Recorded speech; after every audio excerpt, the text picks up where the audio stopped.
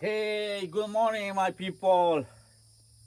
Uh, I want to do a video on this beautiful day uh,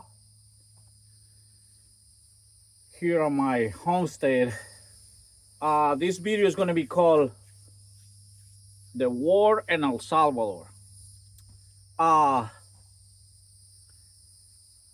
it's going to be a little story about the first time I went back to El Salvador in 1985. And, my experience there. My first time back in El Salvador. Uh, Visiting my parents. So let's go at it, okay? And let me tell you something: mosquitoes are bad here. It's like same as it was in El Salvador. uh, so anyway, uh,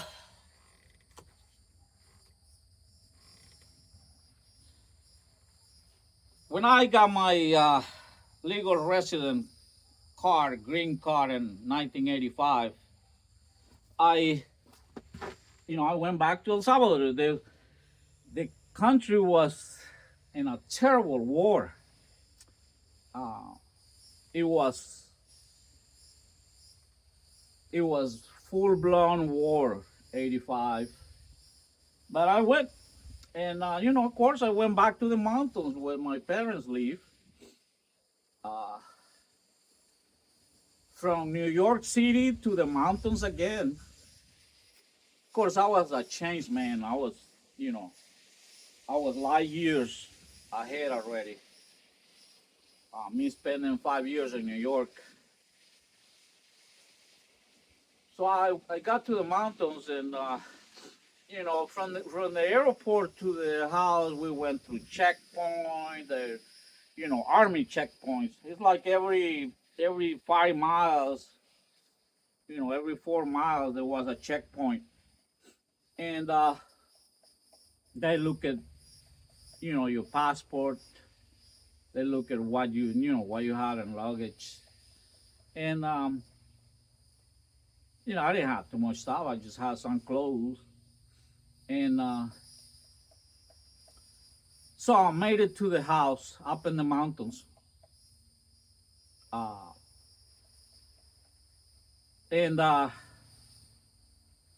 It wasn't just my mom and dad in the house. They were old, you know, and started, going around in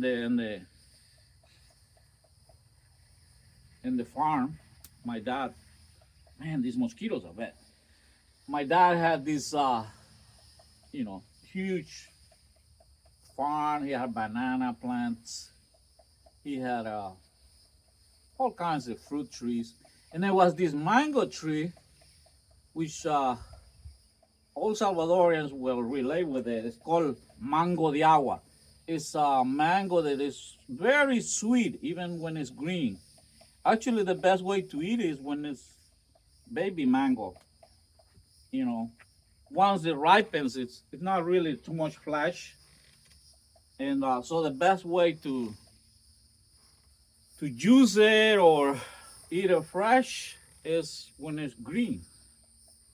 So there was this huge mango tree in the middle of the banana plantation.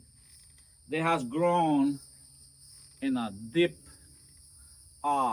in the land, and it was like an umbrella, humongous. It was like a 30-year-old tree, and the branches were like touching the ground, and you climb through this tree, and nobody see you in there. And so I went and I got a knife, and damn mosquito, man. Uh, and climbed the tree and out in the middle of the fields, and I was eating mangoes out there, happy. I've been on the mountain like, I don't know, 2 3 days already, and I'm just having the day of my life out there eating mangoes after 5 years being in New York. And all of a sudden, I hear this shit, and I look down, and it's like a bunch of M16s pointing at me straight up. I was surrounded by soldiers, just pointing their M16s up to me. I didn't hear them coming. Of course, that's their training, I guess, to be silent. And they say, "Hey, what are you doing there?" I say, "Eating mangoes." What else I'm gonna say? So they say, "But you're not from here." I say, "Yeah, I'm from here." I said, they say, "No, um, you different." I said, "Well, my parents live over there," and I pointed to them, and they say, "Oh, grandpa and grandma." They used to call the rebels, call my mom and my dad, because that was a cross point of the army and the rebels through the mountains. They call my mom grandma, and they call my dad grandpa. You know, uh, there was two old folks that meant no harm to them, and they feed them. Whatever food my parents had, they share with the hungry soldiers, with the hungry rebels. And so they say, "Come down from there." And they say, "Well, you don't live here, right?" I said, "No, I live in the U.S." And they say, "What are you doing here? You're going to get killed. If the rebels find you, they're going to kill you. You should leave." And I said, "No, I'm okay." I said, "I haven't seen any rebels." And it was true. I traveled during the war for like 4 or 5 times. And I never saw a rebel. I seen what rebels look like, but in videos. I never encountered any rebels in my trips to El Salvador during the war. So I say, tell us the stories about U.S. And so I come down from the mango tree, and we walk to this little flat area, and there were like 50 soldiers out there. And they all dispersed, and like the group that find me in the mango tree, they sit down and tell us stories about us, la la la, and they start making fun, and asking me crazy stories. And I answered as much as I could, and about us. And then they pick on this little soldier and say, "Hey, want to tell you a story about this guy. He had a girlfriend, and he put the money together and sent it to the U.S., and she forgot about him." And I said, "How long that was?" They said like a year and a half. She never contacted him. She never wrote a letter to him. And so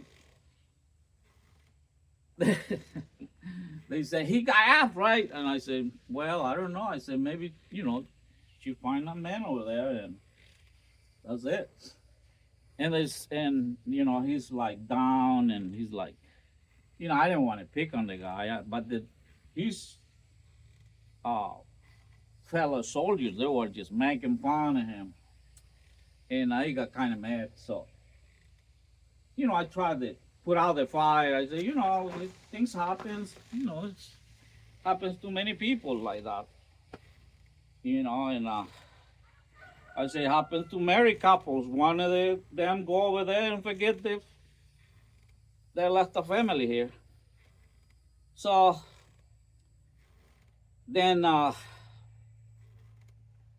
brother-in-law walks up to us, going through the fields, and their attitude changed immediately towards him. Here they are laughing with me. The guns are in the ground, just thorough relax. When my brother-in-law shows up, they say, "Hey, have you seen rebels come through here?" And he didn't have a straight answer. He was like, "Oh, I don't know. Yeah, a long time." And they said, "You lying? We know they pass here very often." And so he said, "Yeah, well, yeah, like 2 months ago they were here, past here." He said, "Huh, okay." And then, I've been there with them like an hour, just talking and sharing stories. And then they dispersed and they took off and left. And that was an encounter I had with the army. One of the many. I had other ones, the scary ones, where they wanted to shoot me. So, uh, I think 2 years after that, I had an encounter. I was going to visit somebody in a different town, and I came across this bunch of soldiers, and one aimed the M16 to me, and he got in a shooting position, and I guess the um the officer, uh, senior officer, got up and looked at him, and he looked at the guy and said, "What are you doing?" And the guy didn't have straight eyes. He said, "Put down the gun."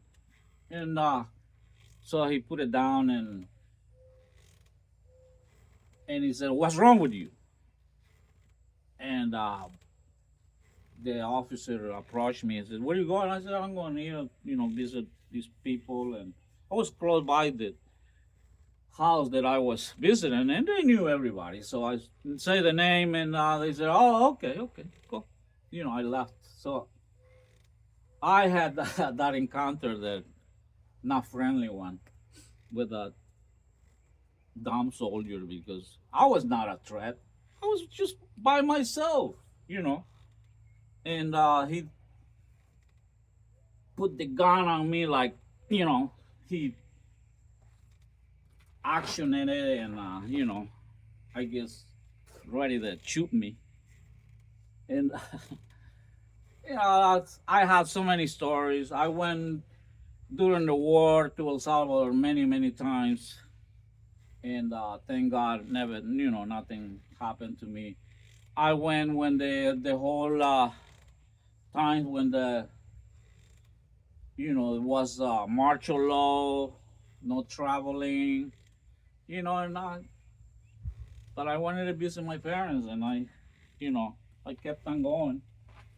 And when God takes care of you and He has a plan for you, you know, things happens the good way. So I'm here. Another quick story about the El Salvador War and my experience with it. Uh, Up in the mountains. Thank you. Talk to you guys later. See you on the next one. My next story. Comment on it, and maybe some of the soldiers remember this story. They see it. If they're still alive. So it's a great one. Peace. Don't forget to follow, and uh, you know, pass this to friends and family, and let's keep on building. Bye.